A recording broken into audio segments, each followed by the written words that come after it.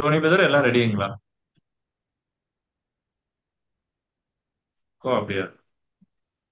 Jewel brother start பண்ணிடுவா? Brother start பண்ணிடலாம் brother. Text போட்டேன் உங்களுக்கு. ஓ சரி சரி, ஓகே ஓகே. கிறிஸ்துவுக்குள் மிக அன்பாக அழைக்கப்பட்டிருக்கிற சகோதர சகோதரிகளே, நம்மளுடைய பிதாவாகிய தேவனின் நாமத்தினாலும் கர்த்தராகிய இயேசு கிறிஸ்துவின் நாமத்தினாலும் கிருபையும் சமாதானமும் உண்டாவதாக என்ற வாழ்த்துதலோடு இந்த ஒரு நாளில் கூட தேவன் நம்மளை ஒரு சிலராக இந்த ஒரு இணையதளத்தின் வாயிலாக ஒன்றிணைத்து இன்றும் அவர் தர இருக்கிற சத்திய பாடத்துக்காக அவருடைய குமாரர் மூலியமாக நாம் நன்றிகளையும் ஸ்தோத்திரங்களையும் எடுத்துக்கொண்டு இன்றைய பெரியன் டிஸ்கஷனுக்குள்ளாக நாம் கடந்து செல்வோம். இந்த ஒரு பெரியன் டிஸ்கஷனுக்கு ஆரம்பமாக நம் மத்தியில் இருக்கும் அன்பு சகோதரர் ஹரிஹரன் அவர்களை துவக்க ஜெபம் செய்யும்படி அன்போடு கேட்டுக்கொள்கிறோம்.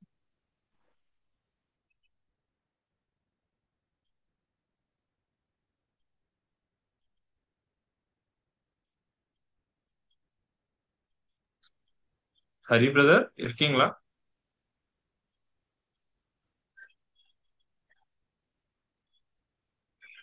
இல்லைன்னு நினைக்கிறேன்.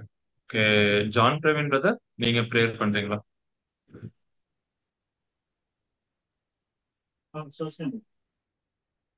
கேக்குதா? கேக்குது பிரதர். ஜெபம் செய்வோம்.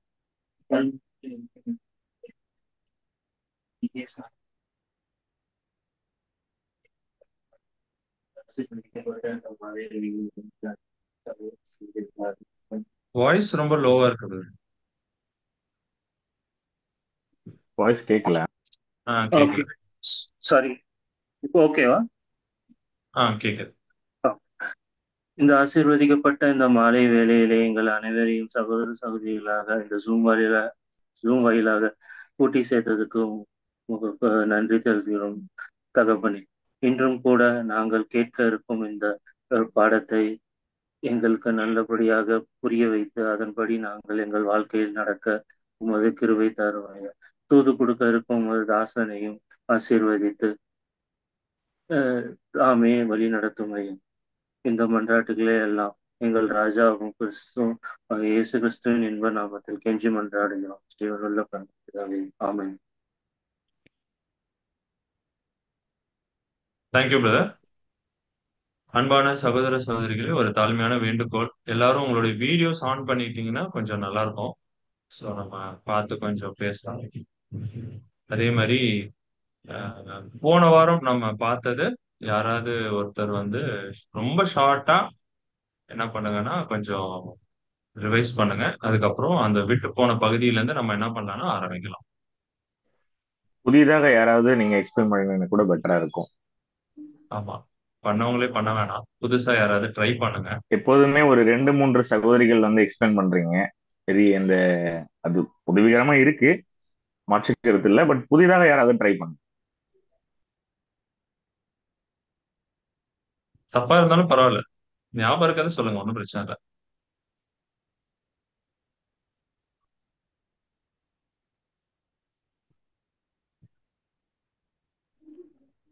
சரி யாருக்கும் பழைய ஆள் இல்ல.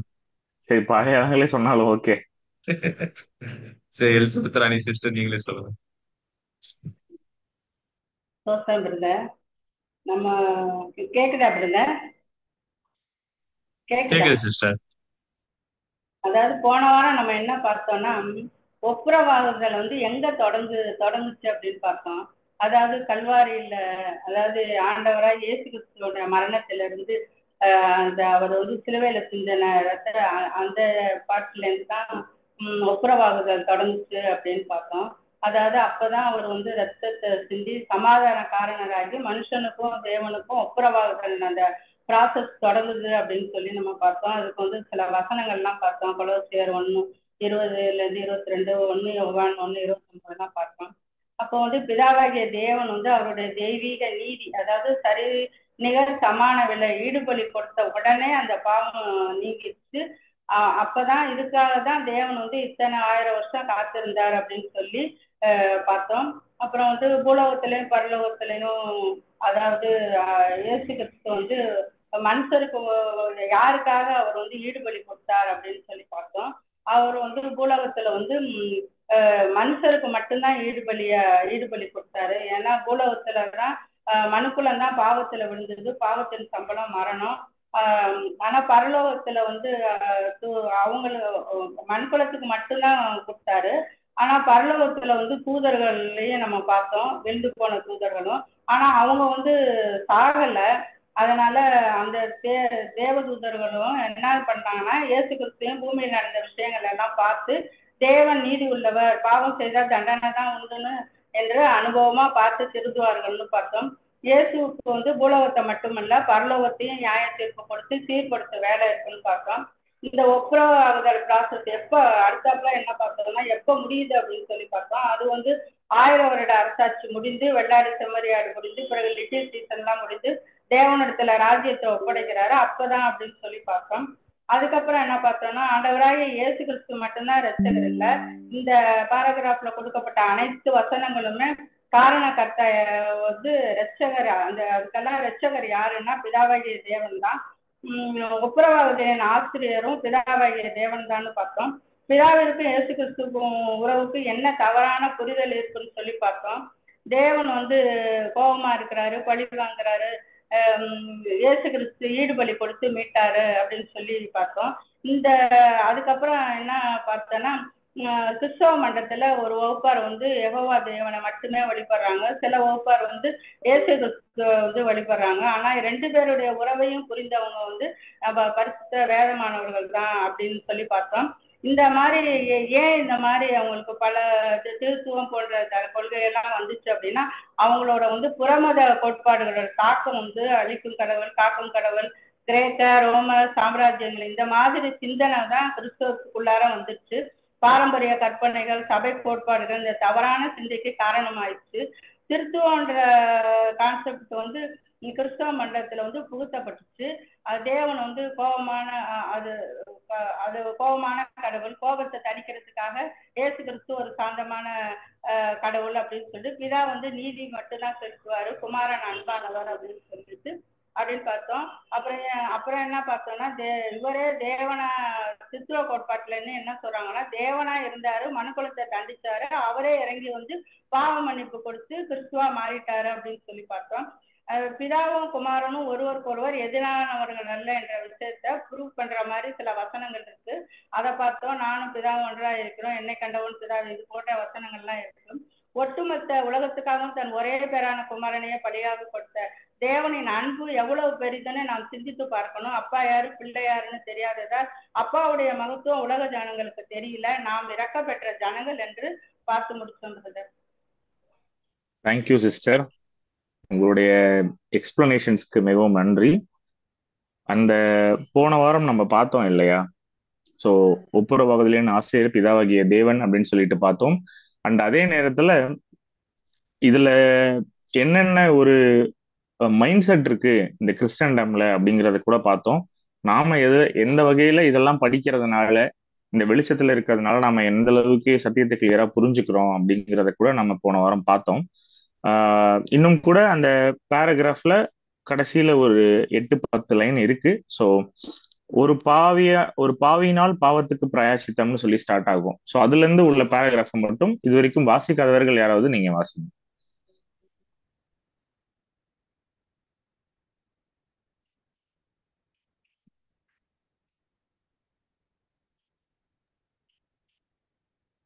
தமிழ் இதுல பேஜ் 24 கரெக்டுங்களா? பேஜ் 24ல லாஸ்ட் ஒரு 5 லைன்ல இருந்து ஸ்டார்ட் ஆகும். ஒரு பாவியினால் பாவத்துக்கு பிராயச்சித்தம் செய்வது கூடாத காரியம் அப்படின்னு. ஸோ அதுல இருந்து கொஞ்சம் நம்ம பார்க்கணும்.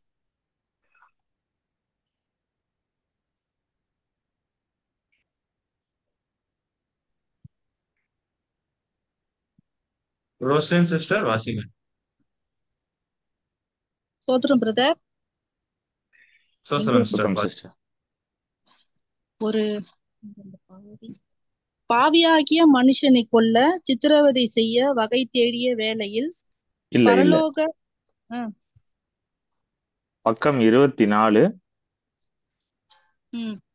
ஒரு பாவியினால் பாவத்துக்கு பிரயாட்சம் செய்வது கூடாத காரியம் அப்படின்னு சொல்லிட்டு வித்யா சிஸ்டர் வாசிக்கிறீங்களா? தெரியல. கேக்குதுங்களா பிரதர்? பாவத்துக்கு பெரிய கேக்குது சிஸ்டர். ஒரு பாவியினால் பாவத்துக்கு பிராயசித்தம் செய்வது கூடாத காரியம். ஏனெனில் ஒரு பாவி பாவம் செய்யவில்லை, ஆனால் பாவம் இன்னதென்று அறியாமல் இருந்தவன் பாவம் செய்தான். எனவே பாவமற்ற ஒருவரின் வழியே ஏற்புடையதென்று விலை விலைக்கிரயமாக இயேசு கிறிஸ்துவின் வெளியேற பெற்ற ரத்தம் சிந்தி பாவிகளான முழு மனுகுலத்தையும் மீட்கும் திட்டத்தை படித்தார். எனவே பிதாவின் மெய்யான நீதியை சரிவர புரிந்து கொள்ள பழைய தற்பறையான கொள்கையில் இருந்து விடுபட்டாக வேண்டும். அதன் பின்னர் தான் ஆவிக்குரியவைகளை ஆவிக்குரிய கண்ணோட்டத்தில் நிதானித்து மெய்யான தேவ தயவிலும் அன்பிலும் தேவ ஞானத்திலும் உண்மையான வளர்ச்சியடைய வாய்ப்புண்டு. Okay, thank you sister. ஸோ போன வாரம் பார்த்த அதே பாயிண்ட் தான். இதுல ஒரு சில விஷயங்கள் மட்டும் நம்ம டச் பண்ணிட்டு நம்ம அடுத்த பேராகிராஃப்குள்ள போயிடலாம். இதுல என்ன பிரதர் சொல்லியிருக்காரு அப்படின்னா, ஒரு பாவி பாவம் செய்யல. இனிஷியலா பாவம் உள்ள வரும் பொழுது ஒரு பாவி அப்படிங்கிற ஒரு ஸ்தானத்துல இருக்கவங்க பாவம் செய்யல. ஆனா பாவம்னா என்னன்னே தெரியாம இருந்த ஒருத்தர் என்ன பண்ணியாச்சு அப்படின்னா பாவம் செஞ்சாச்சு. ஸோ அதை போக்குறதுக்காக பாவமற்ற ஒருவருடைய பலியே அதுக்கு ஈடு பலியா செலுத்த முடியும், ஈக்குவல் கரஸ்பாண்டிங் பிரைஸா கொடுக்க முடியும் அப்படிங்கிறத இயேசு கிறிஸ்துவனுடைய அந்த வெளியேற பெற்ற ரத்தத்தை சிந்தி அந்த பாவத்தையும் அந்த மனுக்குலத்தையும் ஒட்டுமொத்த மனுக்குலத்தையும் பாவத்துல இருந்து மீட்டார் அப்படின்னு சொல்றாரு இல்லைங்களா. சொல்லும் பொழுது கூட என்ன சொல்லுவார் அப்படின்னா, பழைய தப்பறையான கொள்கையிலிருந்து விடுபட்டாகணும், இதெல்லாம் நம்ம கிளியரா புரிஞ்சுக்கணும் அப்படிங்கிறாரு. ஆங்கிலத்துல பாத்தீங்க அப்படின்னா எரோனியஸ் வியூ அப்படின்னு சொல்லி கூட இருக்கும், தவறான பழைய தப்பறையான கொள்கைகள்னு. இந்த பழைய தவறான கொள்கைகள்னு சொல்லி பிரதர் சொல்றது எந்த கொள்கையை சொல்றாரு? ரொம்ப ஈஸியான கொஸ்டின்ல இருந்தா ஸ்டார்ட் பண்றோம். இந்த இடத்துல சொல்றாருல்ல, பழைய தப்பறையான கொள்கையிலிருந்து நம்ம விடுபட்டாகணும் அப்படின்னு சொல்லி இந்த பேராகிராஃப்ல, அந்த பழைய தப்பறையான கொள்கைங்கிறது எது?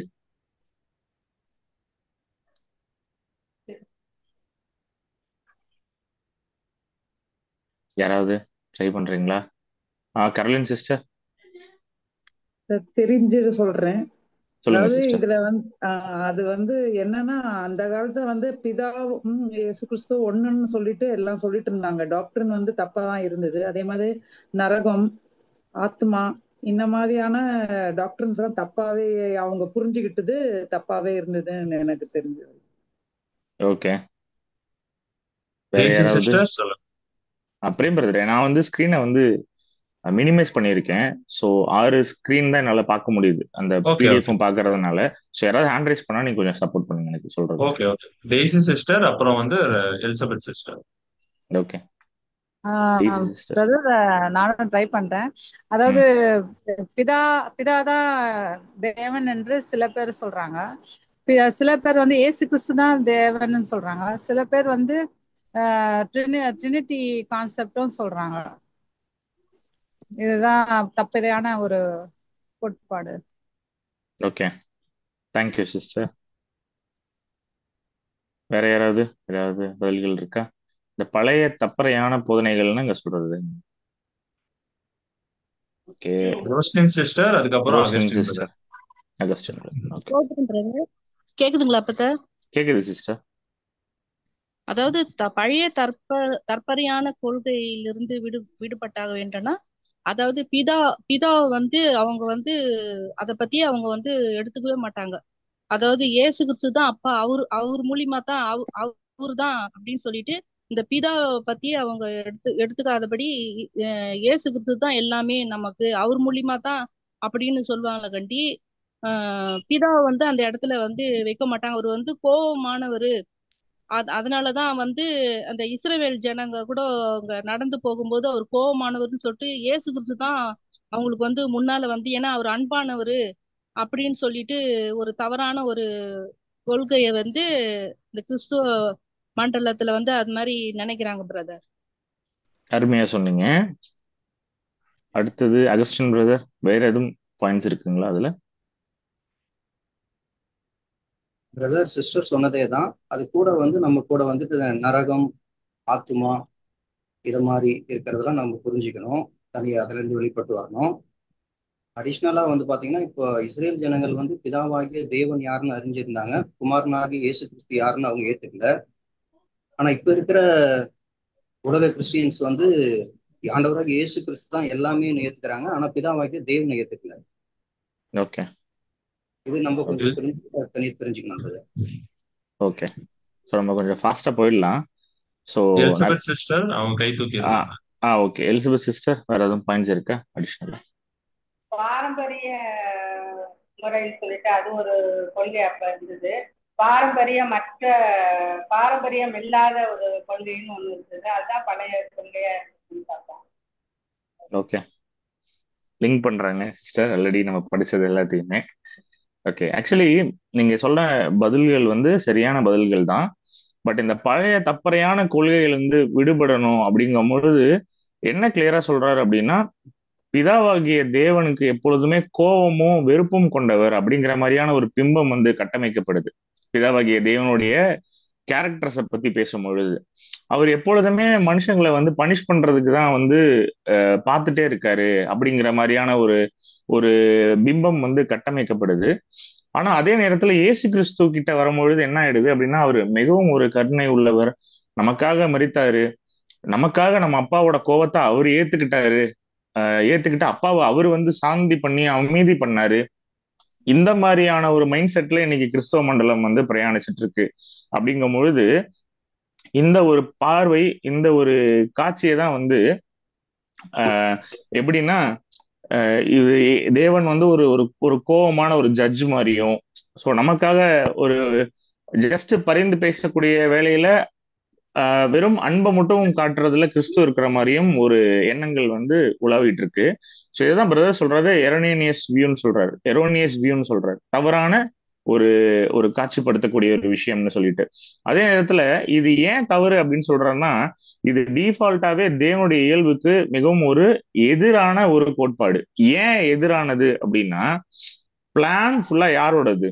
ஒப்புரவாகுதலின் ஆசிரியரே யாரு ஃபர்ஸ்ட்? ஆக்சுவலி பிதாவாகிய தேவன். அப்ப நம்மளை மீட்டு எடுக்கக்கூடிய அந்த திட்டத்தையும் உருவாக்குனது யாரு? கிறிஸ்து ஈடுபலி செலுத்தினாரு, மாற்று கருத்தே இல்லை. ஆனா கிறிஸ்துவ நமக்காக பலியா செலுத்தி அந்த ஒரு கடுமையான ஒரு பாவத்துக்கு ஒரு தண்டனை கிடைத்தாலும் அந்த தண்டனையிலிருந்து நம்ம விடுவிக்கிறதுக்கு தேவன் எப்பொழுதுமே ஒரு வழி வைப்பார்.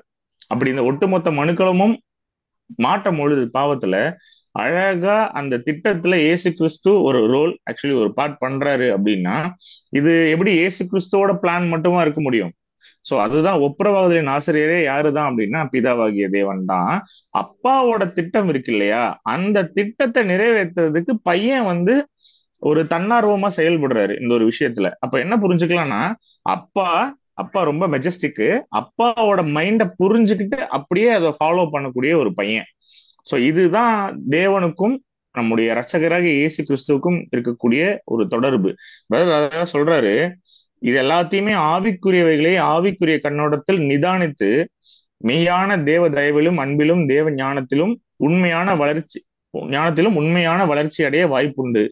உதாரணத்துக்கு இந்த பாயிண்ட், இந்த அப்பாவுக்கும் பையனுக்கும் இருக்க ரிலேஷன்ஷிப்பே புரியலன்னு வச்சுக்கோங்களேன், என்னவே அடைய வாய்ப்பு இல்லை. ஆக்சுவலி தேவ ஞானத்திலையும் உண்மையா வளர்ச்சி அடைகிறதுக்கு என்ன இல்லை, வாய்ப்பே இல்லை. அப்படி இருக்கும் பொழுது தேவன் இன்னைக்கு ஒட்டுமொத்த உலக ஜனங்களும் அவர் யாரு, அவர் பையன் யாரு அப்படின்னு தெரிஞ்சுக்கணும்னு விருப்பப்படுறாரா? கிறிஸ்தவ மண்டலத்துல இப்பவே லிட்டரலா இப்ப நடைமுறையில எல்லாருமே தெரிஞ்சுக்கணும் அவர் யாரு அப்படிங்கறத விருப்பப்படுறாரா அப்படின்னு கேட்டா பதில் என்ன இல்லை. அவருடைய ஒட்டுமொத்த திட்டத்துக்கும் ஒட்டுமொத்த மனுக்குலத்துக்கும் தேவன் என்ன பண்ணிருக்காரு? நிச்சயமாக ஒரு திட்டம் வச்சிருக்காரு. அப்ப இப்ப சபை அங்கங்களா அழைக்கப்பட்ட நாம எந்த அளவுக்கு இந்த பாயிண்ட்ஸ்ல கிளியரா இருக்கும் அப்படிங்கிறது தான் முக்கியம். ஏன்னா அநேக சகோதர சகோதரிகள் பிதா வேற குமாரன் வேற அப்படிங்கிறத புரிஞ்சுப்பாங்க. ஆனா பிதா எப்படி செயல்படுறாரு, குமாரன் எப்படி செயல்படுறாரு அப்படிங்கிற ஒரு விஷயத்துல கூட வழி விலகி போவதற்கு வாய்ப்புகள் உண்டு. இன்னைக்கு அநேக கிறிஸ்தவ மண்டலத்துல அப்படிதான் வழி விலகி போயிருக்காங்க. இப்போ இத கூட ஏதாவது ஒரு எக்ஸாம்பிளோட சொல்ல முடியுமா? ஏதாவது ஒரு பிப்ளிக்கல் எக்ஸாம்பிளோட சொல்ல முடியுமா? அப்பா வந்து ஜஸ்ட் பனிஷ் பண்றவர் மட்டும் இல்ல அப்படின்னு. ஈடுபலியை தவிர வேற ஏதாவது பாயிண்ட் வேணா நீங்க சொல்லலாம் தாராளமா. ஏதாவது பைபிள் எக்ஸாம்பிள் இருக்கா?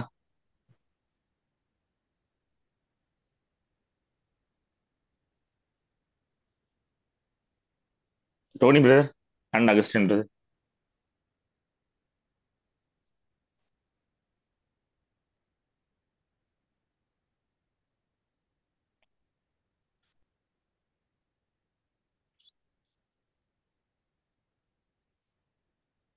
ஓகே, அருமையான பாயிண்ட். ஸோ யோனாவை வந்து அனுப்புறார் பிதா. அவங்க ரொம்ப வயலன்ஸும் சின்னும் பண்ணிட்டே இருக்காங்க. யோனா என்ன பண்றாரு, போய் ப்ரீச் பண்றாரு ஆக்சுவலி. ஆனா என்ன ஆகுது, தேவன் அவர்களுடைய ரிப்பன்டன்ஸை வந்து பாக்குறாரு. யோனாவோட மனசு என்ன சொல்லுது ஆக்சுவலி, அதை தேவன் ஃபாலோ பண்ணாரா? இல்ல. ஆனா அவர் ஒருவேளை கோவப்படுற தேவன் மட்டும்தான் அப்படின்னு இருந்தா என்ன பண்ணிருக்கலாம், நிச்சயமா அழகா அழிச்சு போட்டிருக்கலாம். யோனா 4:2 கூட இருக்கும் அழகா. அதாவது ஒரு அருமையான எக்ஸாம்பிள் சொல்லியிருக்காரு. அவர் அவ்வளவு கிரேஷியஸும் அவ்வளவு ஒரு கம்பேஷனேட்டும் ஒரு நீடிய தயவு கிருபை உள்ள தேவன் அப்படிங்கிறதுக்கு இதை விட வேற ப்ரூஃப் எதுவுமே இருக்க முடியாது. ஸோ நினைவே பத்தி சொன்னது கூட ஒரு அருமையான ஒரு எக்ஸாம்பிள். வேற ஏதாவது எக்ஸாம்பிள் வேதத்துல இருக்கா?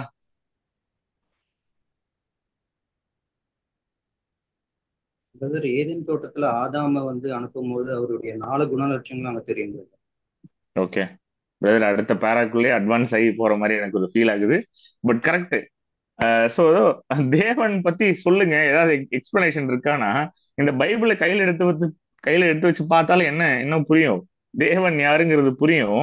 ஆனா அப்பா யாரு பையன் யாருங்கிறத புரிஞ்சுக்கிட்டா இன்னும் ரொம்ப அழகா புரியும். அவருடைய கேரக்டரிஸ்டிக்ஸ் என்ன, அவருடைய நேச்சர் என்ன, அவருடைய மெஜஸ்டிக்ஸ்னஸ் என்னங்கிறத நம்மளால உணர முடியும்னு சொல்லி கூட பாக்குறோம். ஈவன் வேதாகமத்துல இன்னொரு பேரபிள் கூட இருக்கு, நம்முடைய இயேசு கிறிஸ்து பேசின பேரபிள். எக்ஸாக்ட்லி. ஸோ இதுல என்ன இந்த பேரபிள நம்ம பார்க்கலாம், உஷா சிஸ்டர் கூட கமெண்ட் பண்ணியிருக்காங்க. ஸோ என்ன பார்க்கலாம் அப்படின்னா, ஒரு ப்ராடிகல் சன் அப்படின்னு சொல்லிட்டு ஒரு ஊமை பார்த்திருப்போம் இல்லைங்களா? நம்ம பேரபிள் இன் கான்டெக்ட்ல பார்த்திருப்போம். ஸோ அதுல என்ன நடக்கும், ஒரு மனுஷன் இருப்பாரு, அந்த மனுஷனுக்கு 2 குமாரர்கள் இருப்பாங்க அப்படின்னு சொல்லிட்டு கூட வரும். வரும்பொழுது இளைய குமாரர் மூத்த குமாரர் இருப்பாங்க. ஸோ மூத்தவர் இளையவர்னு சொல்லி பார்ப்போம். அப்ப இளையவர் வந்து வரும்பொழுது அந்த கெட்ட குமாரன்னு சொல்லுவாங்க சில பேர், சில பேர் வந்து இல்ல மனம் திரும்பிய ஒரு ஒரு பையன் அப்படிங்கிற மாதிரி சொல்லுவாங்க, ப்ராடிகல் சன் பாரபிள்னு சொல்லிட்டு. இதுக்கு ஸ்பிரிச்சுவல் மீனிங் ஆக்சுவலி வேற. நீங்க இதுக்கு ஆவிக்குரிய அர்த்தம் என்ன அப்படின்னா, நம்ம பார்ப்போம் அந்த காவனன்ட் எல்லாம் மிக்ஸ் பண்ணி வரும். ஆக்சுவலா இந்த பேரபிளோட ஒரு மீனிங் எடுத்து பார்த்துக்கிறீங்க அப்படின்னா, ஸோ அது யூதர்களுக்குள்ள இருக்கக்கூடிய அந்த ஒரு 2 வகுப்பாரை குறிக்கிறதா இருக்கும், மூத்தவர் இளையவர்னு சொல்லிட்டு. ஸோ ஒரு மனுஷன் இருந்தார் அப்படிங்கும்போது நம்ம மோசேவும் அவர் கொடுத்த அந்த நியாய பிரமாணத்தோட கம்பேர் பண்ணி, அந்த காவனன்ட்டோட கம்பேர் பண்ணி நம்ம என்ன பண்ணுவோம் அப்படின்னா பார்த்துருப்போம் கான்டெக்ட்ல. ஆனா சும்மா ஜஸ்ட் அந்த பேரபிளை மட்டும் படிச்சாலே எப்படி தோணும் அப்படின்னா, ஒரு தவறு செய்திருந்தாலும் திரும்பி மனம் மாறும் பொழுது அதை அக்செப்ட் பண்ணிக்கூடிய அந்த மனிதனுடைய அந்த ஒரு சிந்தையை வந்து அழகா நம்மளால பார்க்க முடியும். அந்த ஒரு ஃபாதர் கேரக்டர்ல உள்ளவங்களால நம்மளால பார்க்க முடியும். ஸோ நிறைய தப்பு பண்ணியிருப்பான் அந்த பையன், ஆனா திரும்பி வரும்பொழுது என்ன பண்ணுவாரு அப்படின்னா ஓப்பன் ஹார்ட்டடா அக்செப்ட் பண்ணிப்பாரு. என்னதான் அதுக்கு ஸ்பிரிச்சுவல் மீனிங் வேற இருந்தாலும், பட் ஜென்ரலா இந்த ஒரு பேரபிளை கூட என்ன பண்ணலாம் அப்படின்னா, நம்ம நாமினல் கிறிஸ்டியன்ஸ்க்கு சொல்லும் பொழுது இதை கூட அழகா நம்ம சொல்லலாம். இந்த மாதிரி நிறைய எக்ஸாம்பிள்ஸ் வேதாகமத்துல இருந்துட்டே இருக்கு அப்படின்னு சொல்லி கூட பாக்குறோம். தேவனுடைய அந்த ஒரு சிந்தையையும் கிறிஸ்துவோட அவர் இருக்கக்கூடிய அந்த உறவையும் வந்து எடுத்து காட்டுறதுக்கு.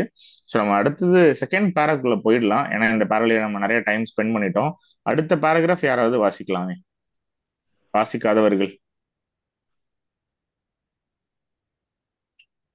வாசிக்காதவர்களுக்கு யாராவது ப்ரியாரிட்டி? கார்த்திக் பிரதர் வாசிங்க.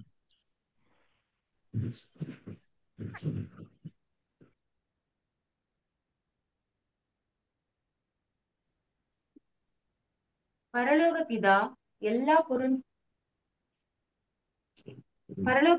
எல்லா பெருந்தகையான குணங்களிலும் சிறப்புகளிலும் பரிபூரணம் உள்ளவராய் விளங்குகிறார் என்பது இதுவரை சரியான பார்வையில் நமக்கு எடுத்து காண்பிக்கப்பட்டது. அவர் நீதியில் பரிபூரணாய் இருக்கிறார். எனவே அவர் சொன்ன செம்மையான நீதியின் தீர்ப்பை அவரால் கூட மாற்ற முடியாது. அவர் ஞானத்தில் பரிபூரணம் உள்ளவராய் இருக்கிறார். மனிதனை படைத்ததோடு அல்லாமல் அவன் தவறும் போது அவனை மீட்டு ஒப்புரவாக்குவதற்கு திட்டத்தையும் ஒழுங்கையும் ஏற்படுத்தியுள்ளார். அவருடைய திட்டம் பரிபூர்ணமாய் இருப்பதால் அதை மாற்றம் செய்வதற்கோ மறுமுறை சிந்திப்பதற்கோ பிழை ஏற்படுத்துவதற்கோ வாய்ப்பில்லை. இதன் அடிப்படையில் வேத வசனம் நான் கர்த்தர், நான் மாறாதவர் என்று கூறுகிறது. மேலும் உலக தோற்றம் முதல் தேவனுக்கு தம்முடைய கிரியைகளில் எல்லாம் தெரிந்திருக்கிறது என்று கூறுகிறது. அவர் அன்பில் பரிபூர்ணம் உள்ளவராய் இருக்கிறார். அவருடைய அன்பை காட்டிலும் மிகுதியான அன்பை எவரிடமும் பெற இயலாது. அவரிடம் இருக்கக்கூடிய எல்லா இயல்புகளிலும் நீதி, ஞானம், வல்லமை ஆகிய குணங்கள் ஒரே சமன்பாட்டில் உள்ளன. ஓகே, ஒரு ஓப்பனான ஒரு கொஸ்டின் கூட உங்கள் மத்தியில வைக்கிறேன். இதுல தேவனுடைய அந்த ஒரு குணங்கள் அப்படின்னு சொல்லிட்டு எத்தனைய நம்முடைய சகோதரர் வந்து குறிப்பிடுறாரு இங்க. அதுல எந்த குணம் மிகவும் ரொம்ப ஒரு நம்மளால புரிஞ்சுக்க முடியாத அளவுக்கு இருக்கு, இந்த குண லட்சணம் தேவனோட அட்ரிபியூட்ஸை நம்மளால புரிஞ்சுக்க முடியல, அந்த அவருடைய இந்த ஒரு குணலட்சத்தை ஸ்பெசிஃபிக்கா நான் கொஞ்சம் வித்தியாசமா பாக்குறேன் அப்படிங்கிற மாதிரி ஏதாவது பார்வை இருந்தா யாராவது ஷேர் பண்ணலாம். முதல்ல என்ன அவருடைய குண லட்சணங்கள் இருக்கு அப்படிங்கிறத யாராவது சொல்லுங்க. சகோதரி அமுதா, அஜித் சொல்லுங்க.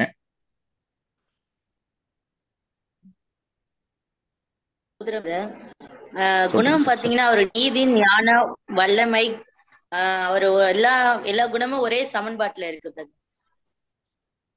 ஓகே, இதுல அடுத்த கேள்வி கூட வச்சிருந்தேன். நீதி, ஞானம், வல்லமை, ஓகே, அன்பு, அதுவும் ஆட் பண்ணிக்கலாம். அன்பு அப்படிங்கும் பொழுது இதுல எது புரிஞ்சுக்கிறதுக்கு உங்களுக்கு ரொம்ப கஷ்டமா இருக்குன்னு ஃபீல் பண்றீங்க?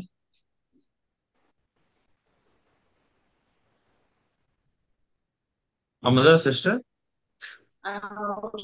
அவருடைய நீதி பிரதர். ஓகே, நீதி புரிஞ்சுக்க கஷ்டமா இருக்கு. சரி, ஓகே, பார்க்கலாம் நம்ம பாடத்துல. வேற யாருக்காவது ஏதாவது ஒப்பீனியன் இருக்கா? சகோதரிக்கு வந்து தேவனுக்கு இந்த ஒரு பரலோக பிதாவுக்கு ரொம்ப ஸ்பெஷல், அவருக்கு நிறைய கேரக்டரிஸ்டிக்ஸ் இருக்கு, நேச்சர் இருக்குன்னு சொல்லி பார்த்திருக்கோம். அதுல அவரோட நீதியை வந்து கொஞ்சம் புரிஞ்சுக்கிறதுக்கே கஷ்டமா இருக்கு அப்படின்னு சகோதரி சொல்லியிருக்காங்க. உங்க வேற யாருக்காவது ஏதாவது தோணுதா? வேற ஏதாவது பாயிண்ட்ஸ் இருக்கா அதுல?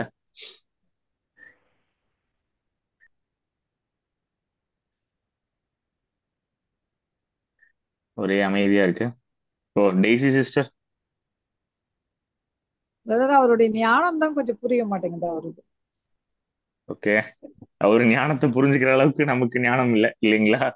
ஸோ அவருடைய ஞானம் வந்து புரிஞ்சுக்கல அப்படின்னு சொல்றீங்க. ஓகே, வேற ஏதாவது? Sneha sister and Malar sister.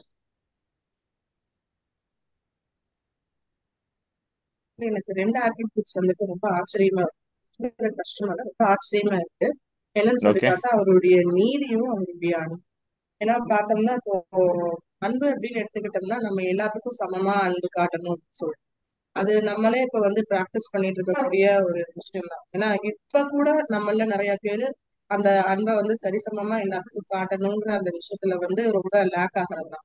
ஆனா தேவன் வந்து என்னதான் அவருக்கு எதிராக அந்த மனுஷங்க இருந்தாலுமே அவங்களை எல்லாமே சரிசமமான ஒரு அன்பா பாக்குறாங்க. இஸ்ரேல் ஜனங்களை வந்து வணங்கா கழுத்துள்ளவர்கள் அப்படின்னு சொல்றாரு. ஆனாலும் அவங்களுக்கு திரும்ப அந்த ஆசீர்வாதத்துக்கு அவங்களுடைய அந்த சொந்த பூமிக்கு சேர்த்து அவங்களுக்கு இது பண்றாரு. அதே மாதிரிதான் அவருடைய ஜட்மெண்ட். அவங்களுடைய தவறுக்கு வந்து அவங்களை வந்து பனிஷ் பண்றாரு. பட் ஸ்டில் அந்த பனிஷ்மெண்டோட வந்து அவங்கள அழிச்சு போடுறது மட்டும் கிடையாது, அவங்களுக்கு அடுத்து வர ஜெனரேஷனுக்கு வந்து அந்த ஆசீர்வாதத்தை ரெட்டிப்பா தர்றாரு. சோ இது வந்து ரொம்ப ஒரு தக்க ஒரு விஷயமா இருக்கு. என்னதான் உலக பிரகாரமான ஒரு தகப்பனா இருந்தா கூட அவரு கூட இந்த அளவுக்கு நீதியும் அன்பு காட்டுவாரா அப்படிங்கறத விட ரொம்ப ஆச்சரியமான ஒரு விஷயமா இருக்கு எனக்கு. கண்டிப்பா காட்ட முடியாது, உலக பிரகாரமான தகப்பன் பண்ணவே முடியாது. அதனாலதான் நீங்க சொன்ன பாயிண்ட் இன்றும் கூட நம்ம சகோதர சகோதரிகள் மத்தியில கூட நம்மளால என்ன பண்ண முடியல, ஒரே லவ் எல்லாருக்கும் ஷேர் பண்ண முடியல. அதுல சில வேரியேஷன்ஸ் இருக்கு.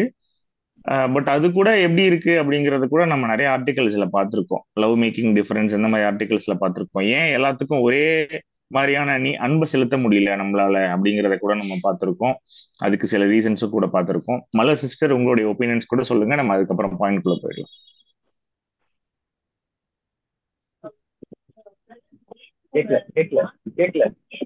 கேக்குது செல்வராஜ் பிரதர், ஆனா சிஸ்டர் பேசுறது கேட்கல. அப்படின்னு கேட்குறேன். பிரதர் கேக்குதுங்களா? இப்ப கேக்குது சிஸ்டர். பிரதர் என்னன்னா தேவனோட ஞானம் தான் வந்து கொஞ்சம் புரிஞ்சுக்கிறது. கொஞ்சம் எப்படின்னா வந்து அவரோட ஞானத்தினாலதான் அவர் அந்த நீதியோட அந்த அந்த இதுவெல்லாம் டிசைன் பண்றாரு. அவர் தான் ஆசிரியரா இருக்கிறாரு. பட் அவர் நீதி அவரோட தீர்ப்பை வந்து அவரால மாற்ற முடியாதுன்னு ஒரு லைன் இருக்கு. ஸோ அவர் தான் வந்து லிஸ்ட் பண்றாரு. அந்த நீதியை அப்போ மாற்ற முடியாது, ஆசிரியரா இருந்தும் அவரால் வந்து மாற்ற முடியாது அப்படின்ற ஒரு டவுட் இருக்கு. ஓகே சிஸ்டர், சரி பார்க்கலாம். ஆக்சுவலி இந்த வால்யூமே ஏன் நம்ம படிச்சுட்டு இருக்கோம் அப்படின்னு தெரியுங்களா?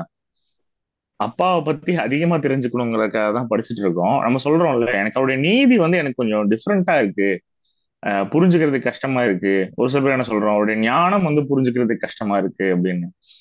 நம்மளால ஃபுல்லா புரிஞ்சுக்க முடியுமா? தேவனோட நீதி, ஞானம், வல்லமை, அன்பு புரிஞ்சுக்க முயற்சி பண்ணலாம். முடிவு வரைக்கும் என்ன பண்ணிட்டே இருக்கலாம், முயற்சி பண்ணிட்டே இருக்கலாம். நாமளே அதை வந்து டைரக்டா ஃபீல் பண்ற வரைக்கும். ஏன்னா அது வரைக்கும் நம்மளால என்னதான் பண்ண முடியும் அப்படின்னா, அது எப்படி சொல்றது, அவருடைய ஞானத்தோட நம்ம ஞானத்தை ஒப்பிடும் பொழுது எவ்வளவு இருக்கும்? ஒரு ஜஸ்ட் ஒரு அரைகுறையா எக்ஸாமுக்கு படிச்சுட்டு போற ஒரு ஸ்டூடெண்ட் என்ன பண்ண முடியும்? ஒரு ஜஸ்ட் பாஸ் பண்ண முடியும்ல. நம்ம இவ்வளவு நாள் சத்தியத்துல இருக்கோம் அப்படின்னு நம்ம சொல்லுவோம். நிறைய பேர், அநேக சகோதர சகோதரி, நிறைய பேர் மூத்த சகோதர சகோதரிகள் ரொம்ப நாளா ட்ரூத்லயே இருப்பாங்க. பட் அவ்வளவு நாள் ட்ரூத்ல இருந்தாலுமே அவங்களால எவ்வளவுதான் தெரிஞ்சிருக்க முடியும் தேவனை பத்தி அப்படின்னா? நிறைய படிப்போம், நிறைய பேசுவோம், நிறைய சப்ஜெக்ட்ஸ் எடுப்போம். பட் இருந்தாலும் அதெல்லாம் எவ்வளவு அப்படின்னா ரொம்ப கம்மி, ரொம்ப லிமிட்டட் நமக்கு இருக்கக்கூடிய தேவனை பத்தின புரிதல். ஸோ அது இன்னும் கொஞ்சம் மேம்படுத்துறதுக்காக தான் இந்த மாதிரியான நிறைய ஆராய்ச்சி வகுப்புகள் எல்லாம் நம்ம வந்து உள்ள வந்திருக்கோம். So coming back to the point, தேவன் வந்து இந்த நியாயமானவர், ஆக்சுவலி ஞானம் உள்ளவர், அன்புள்ளவர், மிகவும் வல்லமை உள்ளவர்னு சொல்லி கூட பாக்குறோம். அப்படி இருக்கும் பொழுது சிஸ்டர் கூட ரொம்ப அழகா சொன்னாங்க, அவரே சொல்றாரு இல்லையா, அவருடைய பரிபூர்ண இயல்புகள் பார்க்கும் பொழுது என்ன கிளியரா புரியுதுன்னா, அவர் போட்ட ரூல்ஸ் என்ன பண்ண முடியாது, அவராலேயே பிரேக் பண்ண முடியாது அப்படின்னு சொல்றோம். நீதியில் பரிபூர்ணம் உள்ளவர் நம்முடைய பிதாவாகிய தேவன் அப்படின்னு சொல்லிட்டு, உதாரணத்துக்கு எங்கேயாவது காம்ப்ரமைஸ் இருக்குமா தேவன் நீதி வைக்கும் பொழுது அப்படின்னா? காம்ப்ரமைஸே இருக்காது அவருடைய ஜஸ்டிஸ்ல. நாம சில நேரம் என்ன பண்ணுவோம், ஒருவேளை நாம கண்ணெதிர பார்க்கக்கூடிய சில அநியாயங்களையும் அநீதிகளையும் பார்க்கும் பொழுது நம்ம என்ன பண்ணுவோம் அப்படின்னா, கண்டும் காணாம இருப்போம் இல்லையா? சில நேரங்கள்ல அது நம்மளை பாதிக்காத வரைக்கும் நம்ம என்ன பண்ண மாட்டோம், பெருசா ரியாக்ட் பண்ண மாட்டோம். மாம்சத்துல சொல்றேன் நான், ஃபிளஷ்ல. அப்போ தேவன் அந்த மாதிரிலாம் இருப்பாரானா? கிடையவே கிடையாது. அவரோட பிளான்ல அதுக்கெல்லாம் வாய்ப்பே கிடையாது. நீதியில் பரிபூர்ணம் உள்ளவராய் விளங்குகிறார் அப்படிங்கிறாரு. அவர் நீதியில் பரிபூர்ணம் உள்ளவர் அப்படிங்கிறதுக்கு ஏதாவது எடுத்துக்காட்டு சொல்ல முடியுமா வேதாகமத்துல இருந்து? தேவன் நீதின்னு ஒரு விஷயத்தை எடுத்து வச்சாருன்னா கண்டிப்பா அதுல அன்பு இருக்கும். தேவன் செலுத்தக்கூடிய நீதியில பின்னாடி அன்பு அப்படிங்கிற ஒரு விஷயம் நிச்சயமாக இருக்கும். வெறும் நீதினா நீதி மட்டும் வச்சுட்டு அப்படியே அன்பு செலுத்துறதுக்கு இயேசு கிறிஸ்து வருவாருங்கிற கான்செப்ட் எல்லாம் இல்ல. பட் வேற ஏதாவது உதாரணங்கள் சொல்ல முடியுமா உங்களால? இது வரைக்கும் நம்ம டிஸ்கஸ் பண்ணாத உதாரணங்கள் ஏதாவது அப்படி நீதியை எக்ஸ்பிளைன் பண்ற மாதிரி?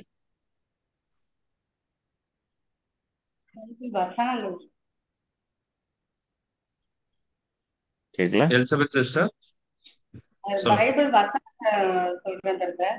ஏசாயா 11:5 நீதி அவருக்கு அரை கட்டும், சத்தியம் அவருக்கு இடைக்கச்சையுமா இருக்கிறது அப்படின்னு சொல்லி ஒரு வசனம் இருக்கு. அப்புறம் நான் நியாயத்தை நூலும் நீதியை தூக்கு நூலுமாக வைப்பேன் அப்படின்னு சொல்லி ஒரு வசனம். நீதியை ஓகே ஓகே நைஸ். வசனங்கள் நிறைய இருக்கு அவருடைய நீதியை பத்தி பேசும் பொழுது. பட் ஏதாவது இன்சிடென்ட்ஸ் கேட்கிறேன். இன்னைக்கு தேதிக்கு அந்த மாதிரி ஒரு இன்சிடென்ட் நம்ம மத்தியில நடந்திருந்தா, பைபிள்ல நடந்த மாதிரி நம்ம நிலமெல்லாம் என்ன ஆகுறது அப்படின்னு யோசிக்கிற மாதிரியான ஏதாவது ஒரு இன்சிடென்ட்ஸ் வேதாகமத்துல அவருடைய நீதியை சொல்ற மாதிரி? கார்த்திக் பிரதர்.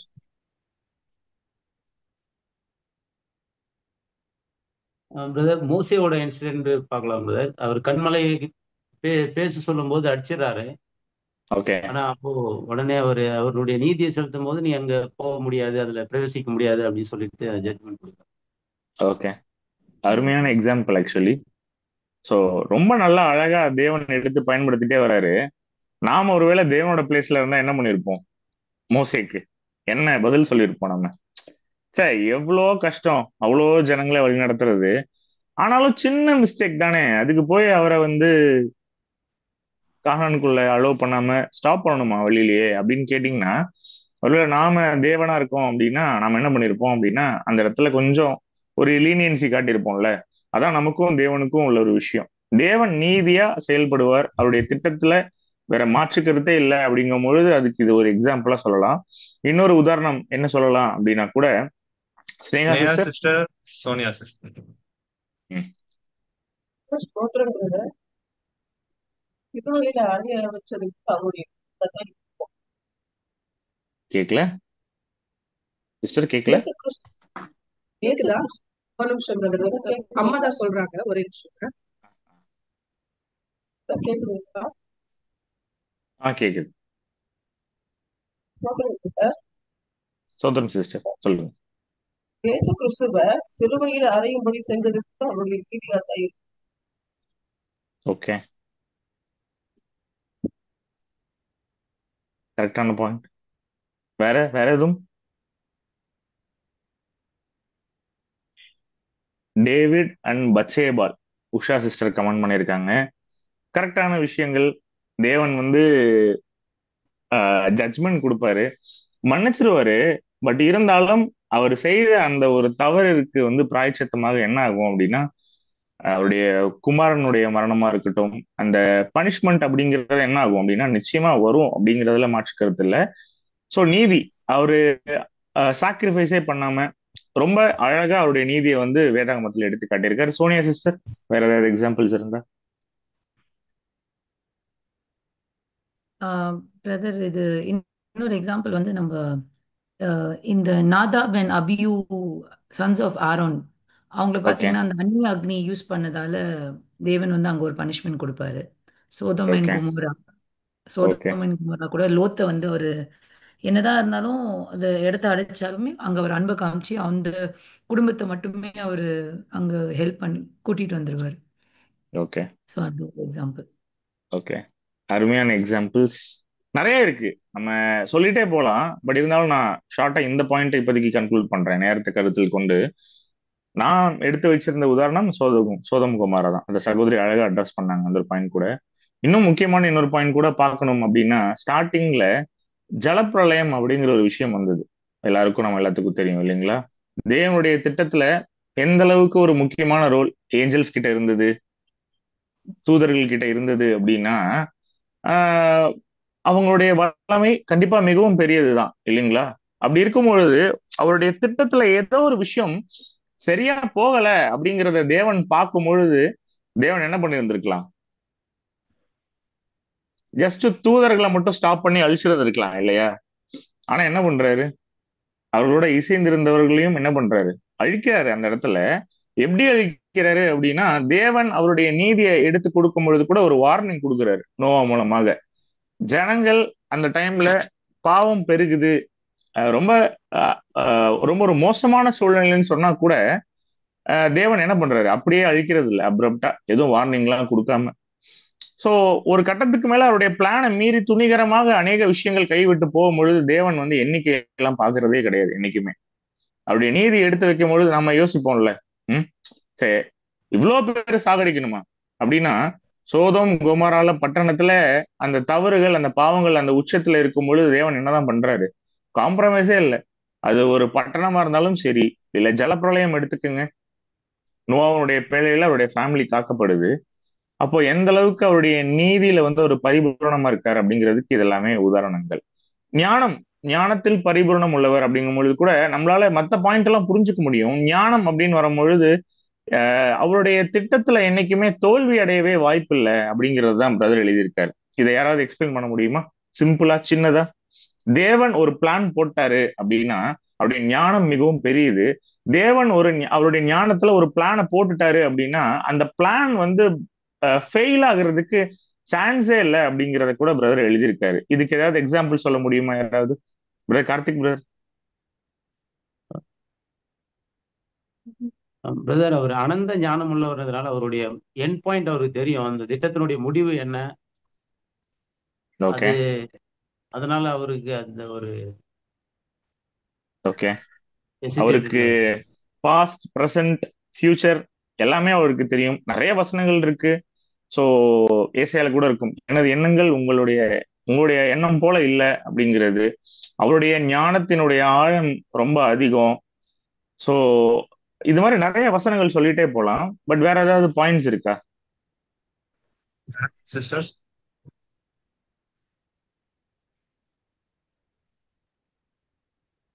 கேர்லின் சிஸ்டர். brother, இதுல இன்னொரு பாயிண்ட் என்னன்னா, அவங்க மனுக்குள்ள வந்து பாவத்துல விழுறதுன்னு தெரிஞ்சும் அவர் வந்து அது வந்து அதுக்கு ஒரு ஒரு தீர்வை கண்டுபிடிச்சு அதை எப்படி அவங்க பிறக்கும் போதும் எப்படி பண்ணாங்க, அவங்க பாவத்துல விழுந்த போதும் அவங்க எப்படி ஆவாங்கன்னு தெரிஞ்சு அதை இது பண்றாரு. அது ஒரு ஞானம். Okay, nice. வேற ஹரி பாயிண்ட்ஸ்? பிரதர் கை தூக்கி இருந்தாரு. ஹரி பிரதர் சொல்றீங்களா? ஹரி பிரதர், ஜோஷா brother, Sonia sister, Karthik brother. ஒரு ஞானம் வந்து எப்படி சொல்லலாம் அப்படின்னா, அதாவது அவரோட திட்டம் வந்து ஃபிளாப் ஆகாது அப்படிங்கிறதுக்கு என்ன ஒரு எக்ஸாம்பிள் தான், நம்ம இந்த பிகினிங் அங்கேயே போயிடலாம். ஆக்சுவலா ஆதாம்ல இருந்து பார்த்தோம் அப்படின்னா அவரு ஒரு ஒரு தேவ பக்தியுள்ள சந்ததி எடுக்கணும் அப்படிங்கிறது அவருடைய நோக்கமா இருந்தது. பட் ஸ்டில் வந்து அவர் விழுந்து போனதுனால அவர் அப்படியே அழிச்சிட்டு அப்ரப்டா மறுபடியும் வேற ஒருத்தவங்க ஃப்ரெஷ்ஷா ஒரு நியூவா ஒரு ஆதாம கிரியேட் பண்ணலாம் அப்படிங்கிற மாதிரி இல்லாம, விழுந்து போன குலத்துல இருந்தே தன்னுடைய குமாரனுக்கு ஒரு மனவாட்டி வகுப்பாரா 1,44,000 பேரை எடுக்கணும் அப்படிங்கிற அந்த, அதாவது நம்ம மனுஷன் பார்க்கும்போது அந்த அந்த பிளான் வந்து ஃபிளாப் ஆயிடுச்சு அப்படின்னு நினைக்கலாம். பட் ஆனா தேவன் எங்க ஃபிளாப் ஆச்சுன்னு நம்ம நினைக்கிறோமோ, பட் தேவன் அதே ஒரு ஸ்டார்டிங் பாயிண்டா வச்சு இப்ப வரைக்குமே நம்ம அந்த ஒரு ஓட்டத்துக்காக ஓடிட்டு இருக்கோம் பிரதர். ஸோ ஸ்டில் இது ஒரு எக்ஸாம்பிள். Okay, nice. அருமையான பாயிண்ட் பிரதர் சொன்னது. Brother Joshua, sister Sonia, brother Karthik. Last வீக்ல கூட நம்ம சப்ஜெக்ட்ல பார்த்துப்போம், தேவனியன் தீமை அனுமதித்தார்னு. இதுல எல்லாருக்குமே இருக்கிற அந்த கொஸ்டின்ஸ் வந்து ஏன் இவ்வளவு இது நடக்குது இந்த உலகத்துல, அது எல்லாமே அவரோட பிளான் தான். அது எல்லாமே அவரோட ஞானத்தின் மூலமா தான் அவருக்கு தான் செயல்படுது. ஓகே ஓகே பிரதர், நீங்க சொன்ன பாயிண்ட் எனக்கு புரிஞ்சுது. பட் உங்க வாய்ஸ் இருந்தாலும் பிரேக் ஆச்சு. சிஸ்டர் சோனியா, பிரதர் கார்த்திக் அடுத்தது, பிரதர் ஜான் பிரவீன் அதுக்கு அடுத்தது. இன்னொரு எக்ஸாம்பிள் வந்து தேவனுடைய பிளான் வந்து மாறாது அப்படின்னா, இஸ்ரேல் வந்து இப்படிதான் சிதறடிக்கப்படும், இஸ்ரேல் வந்து இப்படிதான் திருப்பி கூட்டி சேர்க்கப்படுவாங்க அப்படின்றது ப்ராஃபஸி வழியாவே அவர் எழுதியிருப்பார். ஸோ அவருடைய பிளான் வந்து மாறாது அப்படின்றது. இன்னொரு விஷயம், உலக ஜனங்களுக்கு இப்படிதான் இயேசு கிறிஸ்துவோடைய ராஜ்யம் வந்து ஸ்தாபிக்கப்படணும், இந்த டைம் தான் உலக ஜனங்களுக்கு ட்ரூத் போகணும் அப்படின்றது அவரு ஃபுல் பிளானுமே வந்து பெர்ஃபெக்டா அது கம்ப்ளீட் பண்ணி வச்சிருப்பாரு. இந்த கிறிஸ்டோட கிங்டம் இப்படிதான் நடக்கணும், ப்ராசஸ் ஒரு உயிர் தேர்தல் இப்படிதான் நடக்கணும் அப்படின்றது அது ஃபுல் பிளானுமே அங்க வந்து. Okay, thank you sister. Brother John Praveen. இப்போ அப்போஸ்தலர் பவுலோட லைஃப் பாத்தீங்கன்னா அது கம்ப்ளீட்டா எல்லாமே எங்க போறாரு என்ன பண்ண போறாருன்னு எதுவுமே தெரியாது. பட் ஆனா எல்லாமே வந்து கரெக்டா வந்து காட் பிளான் பண்ணி அந்த மாதிரி வச்சிருப்பாரு. அவர் திடீர்னு போவாரு, சிக்கவாரு, பட் அங்கன்னு பார்த்தா நம்ம கலாத்தியன்ஸ்க்கு அவர் வந்து அந்த ப்ரீச்சிங்ஸ் பண்ணியிருப்பாரு. அது அவர் பிளான்லயே இருந்திருக்காது. ஸோ இந்த மாதிரி நல்லா அவரை வந்து வழி நடத்தியிருப்பாரு. ஓகே, அருமை. பிரதர் ஆக்சுவலி கலாத்திய ஸ்டார்ட் பண்ணிட்டாருன்னு கூட நினைக்கிறேன் நான், யூத் கன்வென்ஷன் போர்ஷன்ஸ்ல. I can feel that. So அருமையான பாயிண்ட்ஸ் வந்து நிறைய ஷேர் பண்ணீங்க நீங்க எல்லாருமே. பட் இருந்தாலும் நான் பரிமளா சிஸ்டர் எதுவும் ஆட் பண்றீங்களா நீங்க பாயிண்ட்ஸ் ஃபர்தரா? And Karthik brother. Edwin brother சொல்லுங்க பிரதர். பிரதர் ஆக்சுவலாக வந்து அடிஷ்னல் பாயிண்ட்ஸ் என்னென்னா பிரதர், ஸோ ஜென்ரலாக வந்து ஹியூமனோட நேச்சரில் நம்ம நிறைய நேரத்தில் பார்த்தீங்கன்னா இது காமன் பாயிண்ட் தான். ஸோ டிசிஷன் மேக்கிங் வந்து எல்லா நேரத்திலும் நம்ம பண்ண முடியாது. எல்லா ப்ராப்ளமுக்கும் நம்மளால சொல்யூஷன் ஒரு லெவலில் தான் பண்ண முடியும். ஸோ கடவுள் வந்து பார்த்தீங்கன்னா இதில் அபரிமிதமான அவரோட ஞானம் இருக்கிறதுனால ஸோ அட் எனி காஸ்ட் என்ன பிரச்சனை வந்தாலும் அதுக்கு சொல்யூஷன் வந்து அவரால் இப்போ ப்ரொவைட் பண்ண முடியுது. அது வந்து இப்போ அதுக்கு ஒரு சின்ன எக்ஸாம்பிள் தான் வந்து பார்த்தீங்கன்னா சாலமன் வந்து அவரோட ஞானத்தில் நிறைய விஷயங்கள் ஹேண்டில் பண்ணியிருப்பாருன்னு சொல்லலாம். Thank you brother. Okay, thank you. Karthik brother. Brother இன்னொரு பாயிண்ட் அடிஷனலாக பிரதர், அதாவது பிள்ளைகள் இன்னும் உருவாவதற்கு முன்னே நான் யாக்கோபை சிநேகித்தேன் ஏசாவை வெறுத்தேன் அப்படின்னு சொல்லும்போது அது ஃபியூச்சர்ல என்ன நடக்க போகுதுன்ற ஒரு அங்க சொல்லியிருப்பாங்க. அருமை, அருமையான கம்பேரிசனும் கூட. இத நம்மளுடைய 7ஆம் தூதன் எக்ஸ்பிளைன் பண்ணும்போது எப்படி பண்றாரு அவருடைய கமெண்ட்ரிஸ்ல அப்படின்னா, தேவனுடைய வார்த்தை வந்து ரொம்ப வல்லமையானது. ஆக்சுவலி தேவன் சொல்றது நிச்சயமா நிறைவேறும், அது தோல்வி அடையாது அப்படிங்கிறத சொல்லிட்டு நம்முடைய ரசூல் பிரதருடைய கமெண்ட்ரிஸ் எப்படி இருக்கு அப்படின்னா, ஸ்டார்டிங்ல ஆபிரகாமுக்கு வந்து தேவன் ஒரு வாக்குறுதி கொடுக்குறாரு இல்லைங்களா, உன்னுடைய சந்ததியில வந்து எல்லாமே வந்து ஒட்டுமொத்த உலக ஜனங்களும் ஆசீர்வதிக்கப்பட போறாங்க அப்படின்னு சொல்லும் பொழுது அந்த வாக்குறுதி வந்து இயேசு கிறிஸ்துவின் மூலமாக நிறைவேறுது அப்படின்னு சொல்லி கூட பாக்குறோம். ஸோ அப்படி பார்க்கும் பொழுது கூட என்ன கிளியரா நம்ம புரிஞ்சுக்கலாம் அப்படின்னா, இந்த பாயிண்ட்ல அவருடைய பிளானை வந்து இப்போதைக்கு அந்த ஒட்டுமொத்த உலக ஜனங்களும் ஆசீர்வதிக்கப்படணும் அப்படிங்கிறது உண்மை அப்படின்னு சொன்னாலுமே கூட, இன்னைக்கு இந்த உலகத்துல அப்படிப்பட்ட அதுக்குண்டான முகாந்திரங்கள் இருக்கா, அதுக்குண்டான அறிகுறிகள் இருக்கா ஒட்டுமொத்த ஜனங்களும் ஆசீர்வதிக்கப்படுறதுக்கு? இன்னைக்கும் எவ்வளவு கஷ்டம் இருக்கு, இன்னைக்கும் எவ்வளவு பிரச்சனை இருக்கு. பிரதர் ஜோஷுவா பிரதர் சொன்ன மாதிரி தேவன் ஏன் தீன்மையை அனுமதிக்கிறார் அப்படிங்கிற பாடம்லாம் நம்ம பாக்குறோம். நம்ம ட்ரூத்ல இருக்கிறதுனால நமக்கு புரியுது, நம்ம எல்லாரையும் காட்டிலும் மிகப்பெரிய ஒருத்தர் இருக்காரு, ஒரு பிளான் என்னைக்குமே பிசிறே தட்டாது அப்படின்னு. ஆனா ஒரு உலகத்தனோட பார்வையில யோசிச்சு பாருங்களேன். உதாரணத்துக்கு நாளைக்கு இந்த பினான்சியல் சிஸ்டமே கொலாப்ஸ் ஆகுது அப்படின்னா நமக்கு தெரியும் அது தேவனுடைய பிளானு அப்படின்னு சொல்லிட்டு, தேவன் முன்னாடியே நமக்கு சொல்லிட்டாருன்னு. ஆனா இதை மத்தவங்களால ஃபீல் பண்ணி சென்ஸ் பண்ண முடியுமானா கிடையாது. அதான் பிரதர் சொல்றாரு, இப்பொழுது தேவனுடைய திட்டத்துல நடக்கிற வேலை என்ன அப்படின்னா சபையை வந்து திரட்டுறதுதான். சபை அந்த கோதுமை மணிகளை திரட்டக்கூடிய ஒரு வேலை தான் இது. தேவனுடைய அந்த ஒட்டுமொத்த பிளானும் இப்ப யாருக்குதான் கிளியரா புரியும் அப்படின்னா, அவருடைய ஞானம் என்னதான் நம்ம இந்த விஷயங்கள்லாம் தெரிஞ்சிருந்தாலும் நமக்கு ஃபுல்லா தெரியாது. அந்த கொஞ்சம் கொஞ்சம் கொஞ்சம் கொஞ்சம் அவருடைய ஞானம் நமக்கு ரிவீல் நமக்கு பரிசுத்தாவின் மூலமாக நம்மளால அதை உணர முடியுது. அப்படிங்கறத எப்படி புரிஞ்சுக்கலாம் அப்படின்னா, நாம இந்த 1,44,000 அப்படிங்கிற அந்த ஒரு ஓட்டத்துக்காக ஓடிட்டு இருக்கிறதுனாலதான். அதனாலதான் தேவன் என்ன பண்றாருன்னா நமக்கு நிறைய விஷயங்களை கொஞ்சம் கொஞ்சமா ரிவீல் பண்ணிட்டு இருக்காரு. பின்னாடி என்ன நடக்கும் தேவனுடைய திட்டத்துல அப்படிங்கும் பொழுது, இந்த ஒட்டுமொத்த உலகத்தையும் ஆசீர்வதிக்கக்கூடிய அந்த மில்லினியல் கிங்டம்ல நடக்கக்கூடிய அந்த ஒரு விஷயத்த வந்து அழகா ரசூல் சொல்றாரு. இப்போ தேவனுடைய ஞானம் புரிய வாய்ப்பு இல்லை யாருக்கும். ஆனா இப்ப சபை ஜனங்களை வச்சுதான் தேவன் பிளானே பண்ணிட்டு இருக்காரு. அந்த சிறு மந்தைக்காக தான் அநேக விஷயங்கள் செஞ்சுட்டு இருக்காரு. இப்பொழுது உலகம் வந்து மாறிடுச்சா அப்படின்னு கேட்டா மாறல. என்னங்க தேவன் இவ்வளவு ஞானம் உள்ளவருங்கிறீங்க, ஆனா உலகத்துல இன்னுமே நிறைய அநீதியான விஷயங்கள் இருக்கே அப்படின்னா, அவருடைய ஞானத்துல வந்து பிரச்சனை இல்லை, அவருடைய பிளான்ல பிரச்சனை இல்லை. ஆனா தேவனுடைய திட்டம் அந்த உலகம் எப்ப மாறணும்னு வச்சிருக்காரோ அப்பதான் மாறணும். முதல்ல இப்போதைக்கு சபை தேர்ந்தெடுக்கப்படணும் அப்படிங்கிறது தேவனுடைய திட்டம். அதனால என்ன பண்ணணும், இப்போதைக்கு நாம அவருடைய ஞானம் பெர்ஃபெக்டா ஒர்க் ஆகுதுங்கிறத நாம புரிஞ்சுக்கலாம். கூடுமான வரைகள் எத்தனை பேருக்கு சொல்ல முடியுமோ அதை சொல்லி அவருடைய ஞானத்தை புரிய வைக்க ட்ரை பண்ணலாம். ஆனா என்ன பண்ண முடியாது அப்படின்னா, நமக்கு புரிஞ்ச அளவுக்கு கூட அவங்களுக்கு புரியும் அப்படிங்கிற மாதிரி நாம எதிர்பார்க்க முடியாது. உலக ஜனங்கள்கிட்டயோ இல்ல பேர் கிறிஸ்தவ மண்டலத்துல இருக்கவங்க கிட்டயோ அது எப்ப புரியும்? தேவன் நம்மளை வச்சு அவருடைய திட்டத்துல இயேசு கிறிஸ்துவின் மூலமாக எப்ப புரிய வைக்கிறாரோ அப்ப அவங்களுக்கு புரியும்னு சொல்லி கூட பாக்குறோம். அதே நேரத்துல அன்பில் பூரணமானவர் அப்படின்னு சொல்லி கூட இருக்கும். அவருடைய அன்புக்கு மேல் அன்பு வேற இருக்கவே முடியாது. இதுக்கு நிறைய எக்ஸாம்பிள் நம்ம பார்த்திருக்கோம். தேவனுடைய அன்பை பத்தி நம்ம இன்னைக்கு நேத்து சொல்லணும்னு அவசியம் இல்லை. அவர் எப்படி அவருடைய குமாரனை அனுப்புறாரு அப்படிங்கிறத கூட. ஏன்னா பாவம் பண்ண நமக்காக பாவம் பண்ணாத ஒருத்தர் அனுப்பணும். அந்த அனுப்பக்கூடியவர் அப்பாவா இருக்காரு. பாவமே பண்ணி அன்டிசர்விங்கா இருக்கக்கூடிய நமக்கு பாவமே பண்ணாத ஒரு பியூரான ஒரு சோல் என்ன பண்றாரு, பையனை வந்து கொடுக்குறாரு அப்படின்னு சொல்லி கூட நம்ம பாக்குறோம். சோ அகாப்பே லவ் அப்படின்னு சொல்லுவோம் இல்லைங்களா. தேவனுடைய அன்பை புரிஞ்சுக்கிறதுக்கு நம்மளால ஃபுல்லா முடியாது. அகைன் நான் திரும்பவும் சொல்றேன் தான், தேவனுடைய இந்த 4 குணலட்சத்தையும் என்னால 100% புரிஞ்சுக்க முடியும் அப்படின்னு யாராவது நீங்க ஒருத்தரை இந்த மனுக்குலத்துல நீங்க நேம் பண்ண முடியும்னா யாருமே பண்ண முடியாது. அப்பாவை ஃபுல்லா புரிஞ்சுக்கிட்ட ஒரே ஆள் யாரு அப்படின்னா பையன்தான். அப்பாவை பையன் புரிஞ்சுக்கிட்டாரு அப்படிங்கிறத நல்லா புரிஞ்சுக்கிட்டவங்க இந்த அப்போஸ்தலர்கள் தான்.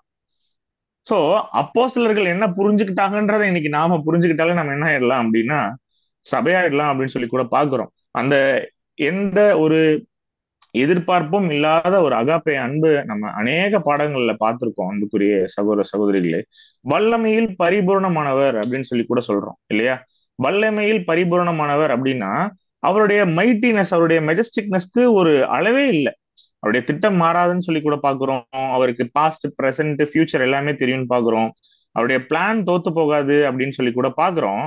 ஆனா அழகா பிரதர் சொல்லுவாரு, அவர் ஏன்னா வசனங்கள் ஒரு சில வசனங்கள் இங்க கொடுத்திருப்பாரு பின்னாடி பிரதர் அந்த எக்ஸ்பிளனேஷன்ஸ் எல்லாம் கொடுக்கும்போது என்ன சொல்லுவார் அப்படின்னா, தேவன் என்ன பண்ண மாட்டார் என்னைக்குமே அப்படின்னா, மனுஷனை மாதிரி மாத்திட்டே இருக்க மாட்டார் மைண்ட. தேவன் ஒரு பிளானை போட்டு எடுத்து வச்சுட்டாரு அப்படின்னா அந்த பிளான்ல சேஞ்சே இருக்காது. நாம சொல்லுவோம்ல, நம்ம ஏதோ ஒரு பிளான் பண்ணுவோம், ஏதோ ஒரு விஷயம் ஒர்க் பண்ணுவோம், ஆன்டிசிபேட் பண்ணுவோம் இப்படிதான் நடக்கும்னு. ஆனா அது என்ன ஆகாது, அப்படி நடக்காது. சில நேரம் 100% நம்ம நம்ம நினைச்ச மாதிரி நடக்காது. ஆனா தேவனுடைய பிளான்ல அதுக்கு சாய்ஸ் இருக்கா அப்படின்னு கேட்டீங்கன்னா அப்படி கிடையாது. தேவனுடைய வார்த்தை நிறைவேறும்னு சொல்லி கூட போட்டிருப்பாரு இல்லையா? தேவனுடைய வல்லமை எப்படி அப்படின்னு சொல்லி பார்க்கும் பொழுது கூட இயேசு கிறிஸ்து உயிரோட எழுப்பப்படுறாரு. அவருடைய வேலையை செஞ்சுட்டாரு இயேசு கிறிஸ்து. இப்ப அவர் அடுத்தது என்ன பண்ணி ஆகணும்? இயேசு கிறிஸ்துவ அடுத்த லெவலுக்கு மகிமைப்படுத்தி ஆகணும் அப்படிங்கும் பொழுது கூட இது உலகத்துக்கு புதுசுதான் இல்லையா? ஏன்னா தன்னுடைய ஒரே பேரான குமாரன் சிலுவை மரணம் அடைஞ்சிடறாரு. ஆனா சிலுவை மரணம் அடைஞ்ச அந்த குமாரனை கனப்படுத்தும் விதமாக அவரை மீண்டும் மகிமைப்படுத்தக்கூடிய அந்த ஒரு விஷயம் அப்படிங்கிறது தேவனுடைய வல்லமையை சொல்றது. நம்ம கிரியேஷன் சப்ஜெக்ட் எல்லாம் பார்த்திருப்போம் இல்லைங்களா? வால்யூம் ஸ்டடியில கூட பார்த்திருப்போம். நம்முடைய அன்பு சகோதரர் கூட படம் எடுத்திருப்பாரு. அந்த கிரியேஷன் சப்ஜெக்ட் பத்தி படிக்கும் பொழுது நமக்கு என்ன தோணும்? அதிகமா நம்ம பார்க்கும்பொழுது நமக்கு ஒரே ஒரு விஷயம் தான் தோணும், தேவனுடைய வல்லமையை நம்மளால என்ன பண்ண முடியாது, யோசிச்சே பார்க்க முடியாது அப்படின்னு சொல்லி கூட பாக்குறோம் இல்லையா? அவருடைய வார்த்தை நிறைவேறும் அப்படின்னா நிச்சயம் அது நிறைவேறும், அதுல மாற்றுக்கிறதே கிடையாதுன்னு சொல்லி கூட பாக்குறோம்.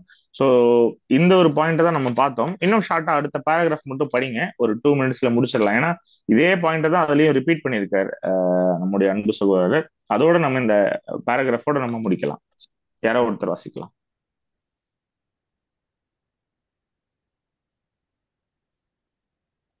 யார் வாசிக்கிறீங்க? வின்சென்ட்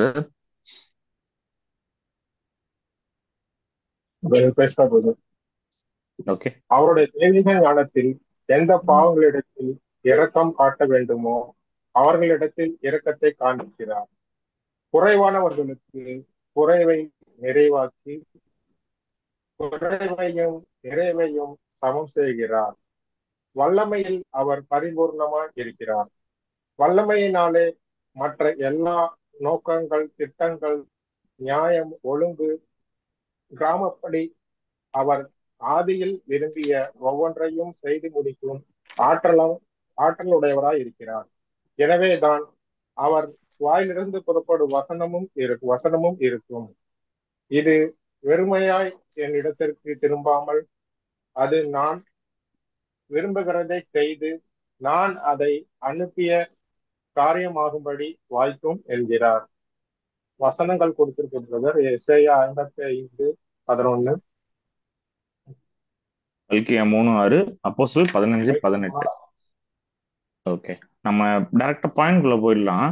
இங்க நம்ம போன பேராகிராஃப்ல கூட பார்த்ததுல என்ன பிரதர் ஆட் பண்ணியிருப்பாரு அப்படின்னா, தேவனுடைய நீதி, ஞானம், அன்பு, வல்லமை இது அவைகளும் ஒரே சமன்பாட்டில் உள்ளன அப்படின்னு. அதாவது தேவன் அன்பு செலுத்தும் போது அவருடைய வல்லமை அதுல இருக்கும், அவருடைய ஞானம் அதுல இருக்கும். தேவன் வல்லமையை யூஸ் பண்ணும் பொழுது அதுல தேவனுடைய நீதி இருக்கும். என்னதான் ரொம்ப அதிக வல்லமை இருக்கு தேவன் கிட்ட அப்படின்னாலுமே இந்த ஒரு குணலட்சணம் இன்னொரு குணலட்சணத்தை என்ன பண்ணாது அப்படின்னா அதற்கு முரணாக செயல்படாது என்னைக்குமே. அதே நேரத்துல அவர் எல்லாமே சமன்பாட்டில் இருக்கு அப்படின்னா எல்லாமே எப்படி இருக்கு, ஒன்னா அலைன் ஆயிருக்கு. விச் மீன்ஸ் அது ரொம்ப ப்ராசஸ்டா இருக்கு. அதை நம்ம அண்டர்ஸ்டாண்ட் பண்றது கூட கொஞ்சம் கஷ்டம்தான் இந்த ஒரு பாயிண்ட கூட. ஏன் அப்படின்னா இந்த ஒரு எல்லா விஷயமும் ஒரே சமன்பாட்டில் இருக்குன்னு எழுதுறாரு. அது உதாரணத்துக்கு தேவன் ஒரு விஷயத்த சொல்லிட்டாரா, அதுல அவருடைய அந்த 4 குணலட்சணங்களும் எப்படி இருக்கும் அப்படின்னா ஈக்குவலா ஒர்க் ஆகும். நாம என்ன பண்ணுவோம், ஒரு சில நேரம் நீதி எடுத்து வைப்போம், ஒரு சில நேரம் அன்பு எடுத்து வைப்போம்.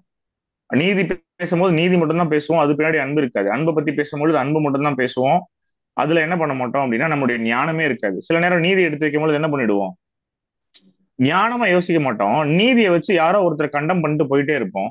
ஆனா தேவன் நீதி எடுத்து வைக்கும் பொழுது அந்த நீதிக்கு பின்னாடி அன்பு இருக்கும், அவருடைய ஞானம் இருக்கும், அவருடைய வல்லமை ஒர்க் ஆகும் அப்படின்னு சொல்லி கூட பாக்குறோம். இந்த செகண்ட் பேரால கூட என்ன சொல்றாரு அப்படின்னா அவருடைய தேவன் நீதியை மீறாம இருக்கார், அவர் பாவியை மன்னிக்கிறார் அப்படின்னு சொல்லி கூட ஒரு விஷயத்த சொல்றாரு. இதை யாராவது எக்ஸ்பிளைன் பண்ண முடியுமா இந்த பாயிண்ட?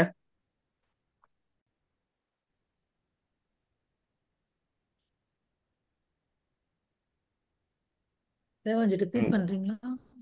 ஓகே. இந்த இந்த அந்த அடுத்த பேராகிராஃப்ல தேவன் வந்து பாவியை மன்னிக்கிறாரு, ஆனால் நீதியை மீறாம மன்னிக்கிறாரு அப்படிங்கிற ஒரு பாயிண்ட கூட சொல்லுவார்.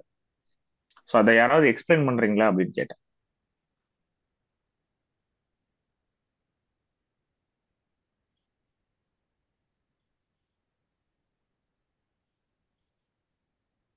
யாராவது தப்பாயிடுமோ அப்படிங்கிற ஒரு எண்ணம் இருக்கா? Okay, Vincent brother. Vincent brother, அடுத்தது கார்த்திக் பிரதர். பிரதர், இந்த பாயிண்ட்ல அவரு இது பண்றது வந்து இந்த குறைவானவருக்கு குறைவை நிறைவாக்கி குறைவையும் நிறைவையும் சமன் செய்கிறான்னு சொல்லிட்டு அந்த லைன் இருக்குது. இப்ப ஓகே யாரெல்லாம் வந்து நம்ம ஒரு குறைவுன்னு சொல்லிட்டு நம்ம வந்து அதை ஒரு ஃபீல் பண்ணி அதை ஒரு பெரிய விஷயமா நம்ம நினைச்சு அதை இது பண்றோமோ, அந்த தேவன் வந்து அதை பார்த்துட்டு அவங்க நம்ம ஒரு எண்ணத்தை கொண்டு அது வந்து அவர் நிறைவா தான் நமக்கு செய்வாரு அப்படிங்கிறது புரிஞ்சுக்கலாம். Okay, thank you. கார்த்திக் பிரதர், ஏதாவது பாயிண்ட் இருக்கா? அதான் பிரதர், ஆதாம் பாவம் செஞ்சதுக்கு அப்புறம் தேவனுடைய நீதி அங்க செயல்படுத்துறாரு மரண ஓகே தண்டனைக்கு. அதுக்கப்புறம் அவருடைய பிளான்ல வந்து அவருடைய குமாரன் மூலமா இந்த ஒட்டுமொத்த மனு குலத்தையும் அதை மீட்கிறதுக்கு அவர் திட்டம் வச்சிருக்காரு அப்படின்றது அவருடைய அன்பை நமக்கு வெளி. Okay, exactly. சிம்பிளான பாயிண்ட் தான், ரொம்ப காம்ப்ளிகேட் பண்ணிக்க இதுல ஒண்ணுமே இல்லை. டைரக்டா நம்ம படிச்சாலே நமக்கு அது புரியும். தேவன் வந்து பாவம் பண்ண அந்த பாவியை மன்னிக்கிறாரு, ஆனால் நீதியையும் மீறாமல் மன்னிக்கிறாரு. அப்படின்னா அவர் வந்து பாவம் பண்ணாலும் மன்னிச்சிருவாரு அப்படின்ற ஒரு பாயிண்டா நம்ம எடுத்துக்க முடியாது. பாவத்தை மன்னிக்கிறாரு, ஆனா நீதி வைக்கிறார். நீதியும் இருக்கும், அன்பும் இருக்கும். ரெண்டும் தேவனுடைய திட்டத்துல ஒரே டைம்ல நிறைவேறும் அப்படிங்கிறதுக்கு அநேக உதாரணங்கள் பார்த்துட்டோம். அந்த ஆதாமேவல் அந்த ஒரு காரணமா இருக்கலாம், அடுத்தது மனுக்குலத்தை மீட்கக்கூடிய விஷயமா கூட இருக்கலாம். ஸோ இந்த மாதிரி அநேக விஷயங்களை கூட என்ன பண்றாரு அப்படின்னா நம்ம பார்க்க முடியும்.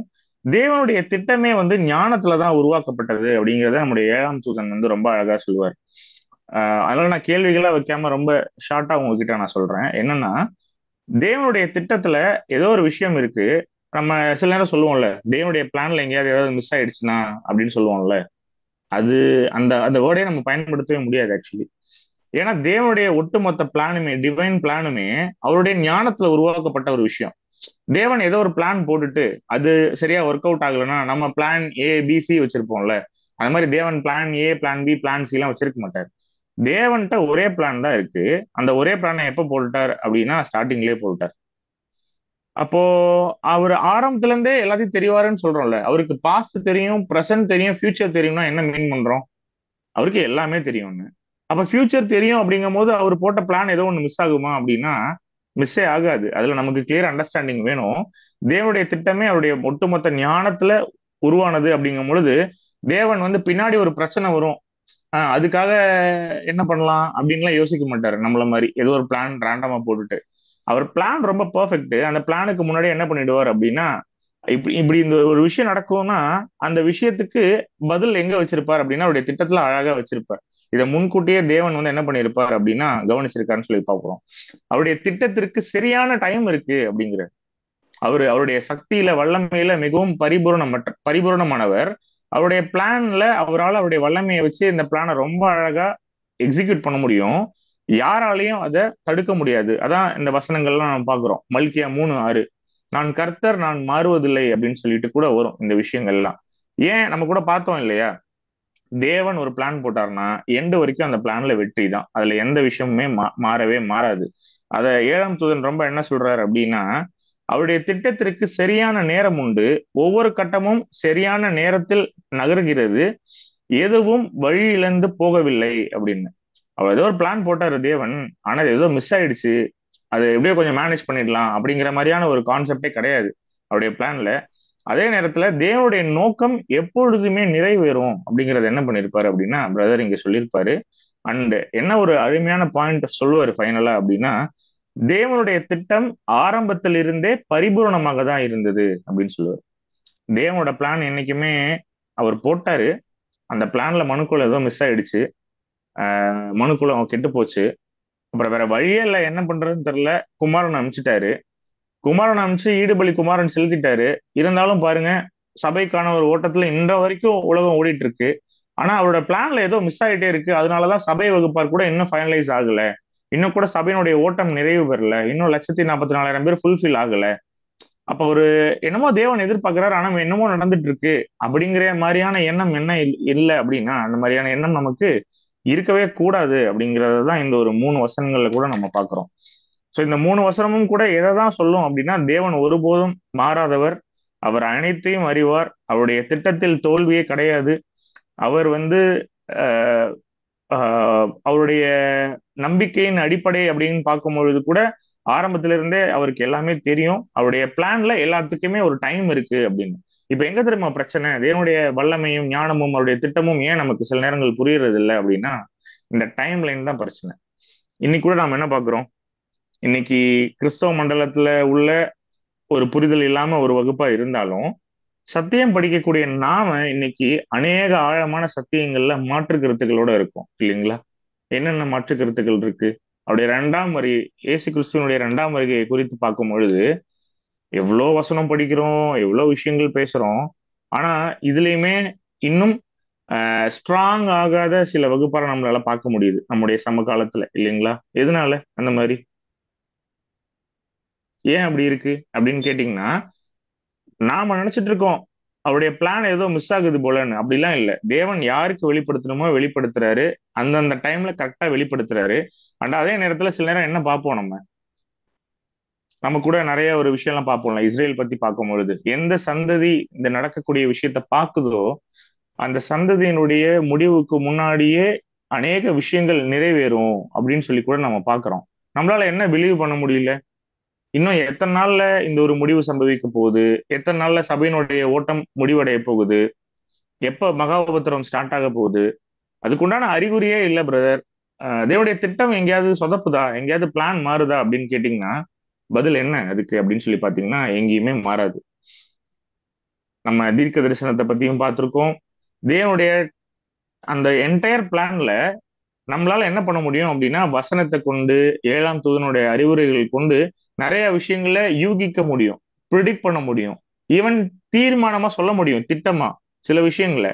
சில காலங்கள் குறித்த விஷயங்கள்ல நமக்கு என்ன கிடைக்காது, என்னைக்குமே ஒரு கம்ப்ளீட் ஆன்சர் கிடைக்காது. அதை நம்ம தேவன் எப்படி நமக்கு அதை ரிவீல் பண்றாரு, இன்னும் கொஞ்சம் கொஞ்சமா லைட்ல அதிகமா எவ்வளவு நமக்கு இன்னும் அனுமதிக்கிறாரு அப்படிங்கிறத பார்க்கும்பொழுது நம்மளால அதை உணர முடியும். அன்புக்குரிய சகோதர சகோதரிகளே, ரொம்ப சிம்பிளான கான்செப்ட் தான், பெருசா எதுவுமே இல்லை. தேவனுடைய வல்லமைகள் எப்படிப்பட்டது அப்படிங்கிறதான் நம்ம என்ன பண்ணியிருக்கோம் அப்படின்னா இன்னைக்கு வரைக்கும் பார்த்திருக்கோம். ஸோ இன்னும் ஒரே ஒரு பேராகிராஃப் இருக்கு. அந்த ஒரு பேராகிராஃப் முடிந்த பிற்பாடு கூட அடுத்த வாரத்துல இருந்து கூட நமக்கு அந்த பேராகிராஃபோட நம்ம கண்டினியூ பண்ணலாம். ஸோ இது வரைக்கும் நம்ம அநேக விஷயங்கள் பார்த்துருக்கோம். பார்த்த விஷயங்கள்ல இருந்து ஏதாவது டவுட் இருந்தா நம்ம இந்த ஃபெலோஷிப் செஷன்ல கூட நம்ம அதை கேட்கலாம். வேற எதுவும் உங்களுக்கு ஏதாவது பாயிண்ட் ஷேர் பண்றதுக்கு இல்லை அப்படின்னா நம்ம இந்த ஒரு பெரியா வைப்பை கூட மைண்ட் அப் பண்ணிக்கலாம்.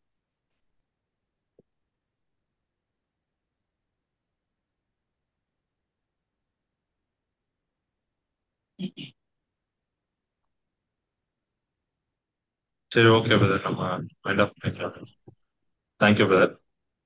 அன்பான சகோதர சகோதரிகளே, இந்த ஒரு நாளில் கூட தேவனுடைய மாபெரும் கிருபையினால நம்ம அந்த ஒரு 2 பேராகிராஃப் கூட நம்ம ஆராய்ஞ்சு பார்த்தோம். ஸோ அதுக்கு தேவனுக்கு அவருடைய குமாரர் மூலியமாக நாம் நன்றிகளையும் சுஸ்திரங்களையும் கூட நாம் எடுத்துக்கொள்வோம். இந்த ஒரு நாளின்குரிய இரவின் இனிய கீதங்களை வாசிக்கும்படி நம்மளுடைய அன்பு சகோதரர் கார்த்திக் அவர்களை அன்போடு கேட்டுக்கொள்வோம்.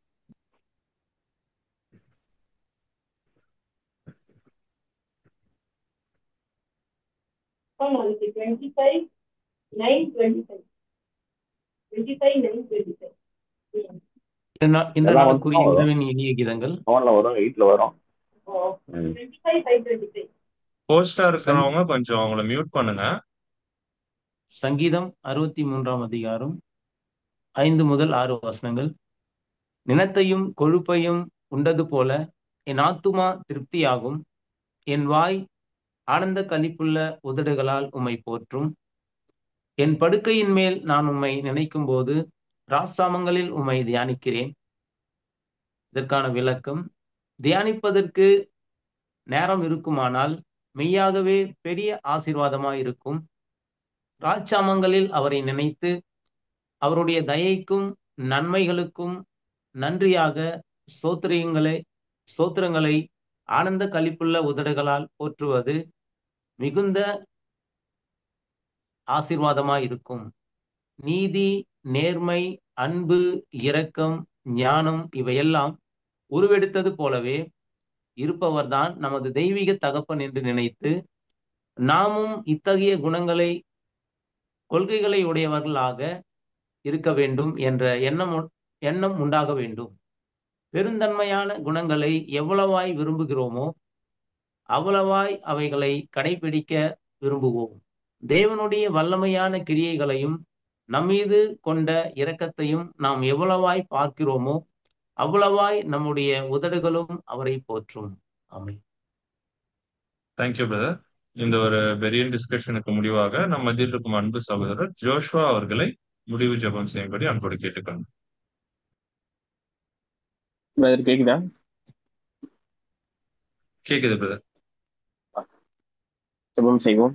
தாம் ஒருவராய் சாவாமை உள்ளவரும் ஒருவரும் சேரக்கூடாத ஒளியில் வாசம் பண்ணுகிறவரும் ஆதி அந்தமில்லாத ஏக சக்கராபதியுமான எகுவாயினம் நாமம் உள்ள ஒன்றான மீதவனே அப்பா, எங்களோட ஆயுசு நாட்களில் இந்த ஒரு நாளை எங்களுக்கு கூட்டி கொடுத்ததுக்கு கோடான கோடி நன்றி அப்பா. இந்த ஒரு நாளிலும் நாங்கள் இதுவரை செய்த காரியங்களும் இனிமேலும் செய்ய போகிற காரியங்களையும் நீதாமே எங்கள் சட்டத்தின்படி செய்யாமல் உங்கள் சட்டத்தின்படி நாங்கள் செய்து முடிக்க நீதாமே கிருபை தந்து நடத்துங்க. இந்த ஒரு நாளிலும் நாங்கள் இப்படிப்பட்ட இந்த ஒரு பெரிய வாய்ப்பிலே கேட்ட சத்திய பாடத்தின்படி எங்கள் வாழ்க்கையிலே ஓட நீதாமே கிருபை தந்து நடத்துங்கப்பா. ஒவ்வொரு நாளும் எங்களுக்கு தேவையான உங்களுடைய பசுத்தாவின் வல்லமையை எங்களுக்கு அளவில்லாமல் தந்து நடத்துங்க. இந்த ஒரு நாளிலும் இந்த ஒரு பெரியாவுக்கு வர தவறிய சகோதர சகோதரிக்காக ஜபத்திலே கேட்கிறோம். அவர்கள் மீண்டும் இப்படிப்பட்ட இந்த ஒரு கொடுகையிலே கலந்து கொண்டு அவர்கள் இன்னும் சத்தியத்தில் மேன்மேலும் வளர நீதாமே கிருபை தந்து நடத்துங்க அப்பா. சபையிலே உடல்நலம் சரியில்லாத சகோதர சகோதரிக்காக ஜபத்திலே கேட்கிறோம். அவர்களுக்கு பூரணம் சுகம் அளித்து நீதாமே அவர்கள் மீண்டும் இந்த சபை கொடுகையிலே கலந்து கொள்ள கிருபை தாங்கப்பா. அப்பா, இப்படியாக இந்த ஒரு சிறிய ஜபத்தை எங்கள் ஆண்டவராய் இயேசு கிறிஸ்துவின் மூலம் கேட்கிறோம். எங்கள் ஜீவுள்ள நல்ல பிதாவே, ஆமென்.